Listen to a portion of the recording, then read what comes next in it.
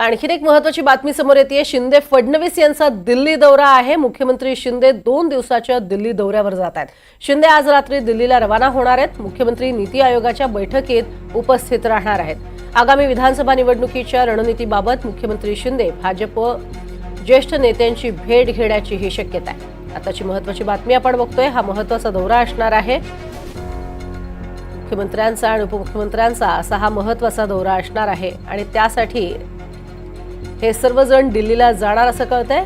शिंदे हे भाजपच्या वरिष्ठ नेत्यांचीही भेट घेणार असं कळतंय। अधिक माहिती घेऊयात। रामराजे शिंदे आपल्या सोबत आहेत। रामराजे, काय अधिक माहिती या संदर्भात? 2 दिवसाचा हा दौरा आहे आणि या 2 दिवसांमध्ये बैठका असणार आहेत। कारण मुख्यमंत्री एकनाथ शिंदे आणि उपमुख्यमंत्री देवेंद्र फडणवीस हे दोघेही दिल्लीमध्ये असणार आहेत याच वेळेस। आणि मुख्यमंत्री एकनाथ शिंदे आज रात्रीच दिल्लीमध्ये दाखल होत आहेत आणि उद्या नीती आयोगाच्या बैठकीला ते उपस्थित राहतील। आणि महाराष्ट्राला नीती आयोगातर्फे काय मिळतंय का आणि काय महत्त्वाची मागणी केली जाते का त्याकडे लक्ष असणार आहे। आणि त्याशिवाय भाजपच्या ज्येष्ठ नेत्यांची सुद्धा ते भेटी घेणार आहेत। त्यामध्ये महाराष्ट्रामध्ये महायुती म्हणून कशा प्रकारे रणनीती असावी पुढे विधानसभाच्या निवडणुकीला जाताना यावर सुद्धा चर्चा होणार आहे। आणि त्याचबरोबर भाजपची सुद्धा भाजप राज्यातील मुख्यमंत्री आणि उपमुख्यमंत्र्यांची एक वेगळी बैठक आहे की जी भाजपच्या मुख्यालयामध्ये आहे। त्यासाठी देवेंद्र फडणवीस सुद्धा 27 तारखेला रात्री इथे येणार असल्याची आपल्याला माहिती मिळते दिल्लीमध्ये।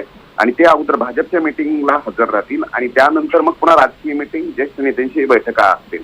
त्यामुळे सूत्रांनी माहिती दिलेली की या दोघांची एक भाजपच्या ज्येष्ठ नेत्यांची एकत्रित सुद्धा बैठक होणार आहे। आणि त्यामध्ये जागा वाटपाचे मुद्दे, त्याचबरोबर केंद्रातल्या जे काही योजना आहेत त्या राज्यामध्ये कशा राबवल्या गेलेल्या आहेत, फ्लॅगशिप प्रोग्राम आहेत, लाडकी बहीण योजना आहे, लाडका भाऊ योजना आहे, यांचा किती परिणाम होतोय, राज्यातील सध्याची परिस्थिती आहे आणि कशा प्रकारे महाविकास आघाडीला तोंड दिलं जाईल आणि जागा वाटप किती असतील, त्याचा फॉर्म्युला काय असेल, या सर्वच मुद्द्यावर चर्चा या 2 दिवसामध्ये होण्याची शक्यता आहे। नक्कीच तुर्तास धन्यवाद या संपूर्ण माहितीसाठी।